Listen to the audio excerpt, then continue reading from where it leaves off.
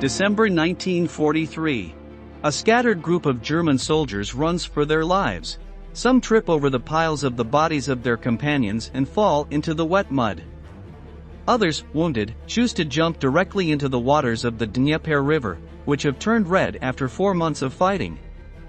An extensive line of crimson water that cut Ukraine in half, passing through the most precious target of the Red Army, Kiev, which, at the same time, was the place that Hitler's troops had to defend to the last consequences.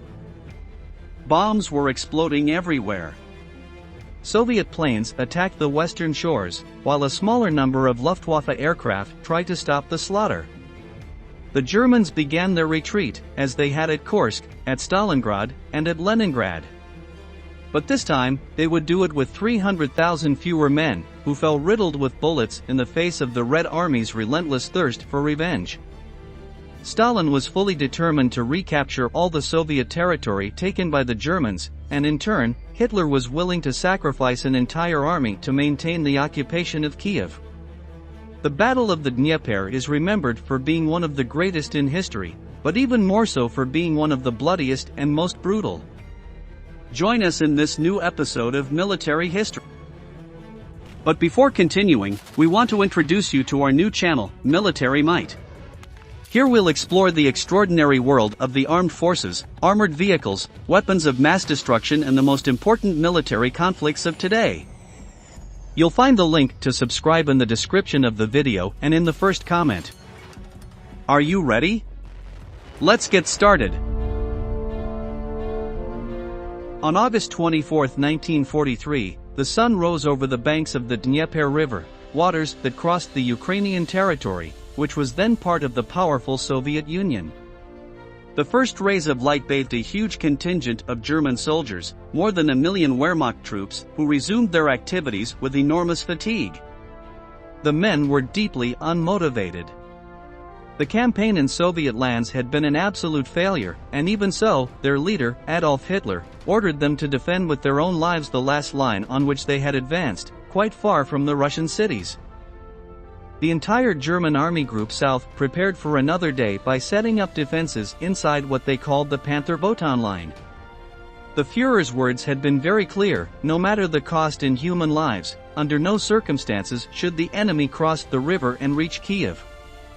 But what the Wehrmacht soldiers did not know was that a few miles from their human wall the implacable Red Army was advancing, with 2,500,000 men thirsty for revenge.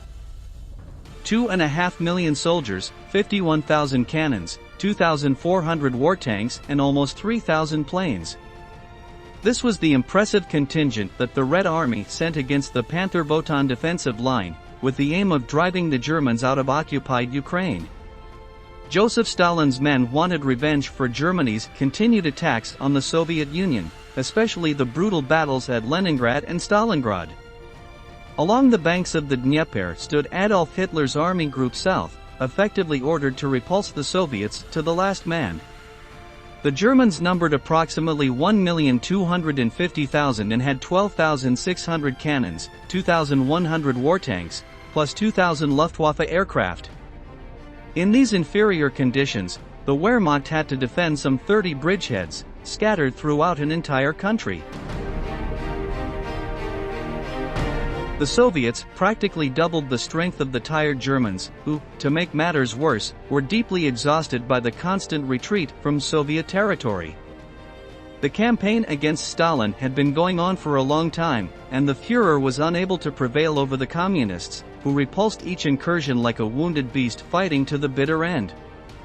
But now it was time for retaliation, and the Germans knew it.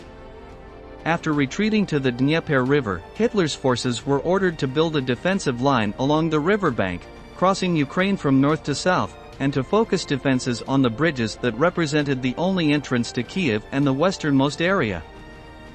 But this would not stop the Soviet troops.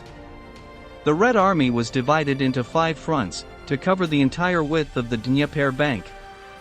They then began their advance against the western wall, provisionally mounted by the Germans, with 45 armies divided into northern, northwestern, central, southwestern, and southern fronts. Opposite, a frightened Wehrmacht awaited the great wave of steel and fury, divided into several battalions led by the 1st and 4th Panzer Armies and what was still standing of the 6th and 8th Army. The last days of August turned the Dnieper the color of blood. The two armies collided head-on, intertwining in a whirlwind of explosives, bullets, shelling and even hand-to-hand combat. Little or nothing could the Germans do to repel the Red Army, which unleashed a hail of explosives from its 50,000 cannons, while the infantry hit like a tidal wave against the east coast of the Dnieper. Either way, the Germans were tenacious enough not to be swept away by the hurricane of violence unleashed by the Red Army. Clinging to the last of their strength, many Wehrmacht men lived to see another month, though for nearly half, September would be their last. Despite the enormous efforts of the Soviets, the Germans were still holding out where it mattered most, on the bridges across the Dnieper. Without these accesses, Stalin's men would never have succeeded in advancing on the most important part of Ukraine. It was for this very reason that Hitler's Army Group South focused most of its defenses on such structures, although some believe that managing troops in this way opened up the possibility for the Soviets to seize several strategically important territories. What do you think? Do you think the Wehrmacht strategy was the right one in this situation? Leave us your comment below. The truth is that, as impenetrable as the defenses on the bridges seemed, after several failed attacks, the insistence of the Red Army began to chip away at the German shield. The Soviets launched several operations with up to 5,000 paratroopers and, although they were repelled by the Wehrmacht, this allowed the main body of the fronts to close in on the beach. On September 22, the Communists took the first bridge, and on the 24th, they took the second one. By the end of the month, the Red Army had more than 20 accesses to enter the western part of Ukraine.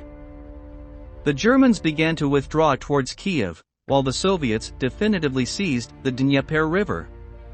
With improvised rafts, some soldiers undertook their march towards the city. All along the coast, Stalin's soldiers had posted signs, facing his men, ordering, "Take Kiev." Fury gripped the Red Army as it advanced on the Ukrainian capital. For the next 2 months, the Soviets laid siege to the city, but were held off by an excellent defense by the 24th Panzer Corps, led by the iconic Walther Knering. But the Soviets were too many, and too insistent, so they presented a problem even for the tactical brilliance of the German commanders. By November 5, Red Army war tanks were rolling through the streets of Kiev. Although Hitler sent reinforcements, which would later prove scarce, the Wehrmacht failed to definitively retake the eastern part of the Ukraine. The victory of the Soviets was less important than the defeat of the Germans, who suffered an impressive 300,000 casualties, and there are records that assure that their wounded were almost 1 million. As for Stalin's men, an estimated 280,000 were killed in addition to another 1 million wounded.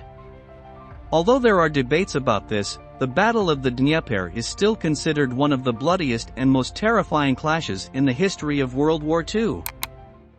Thank you very much for joining us until the end. And stay tuned for our next video.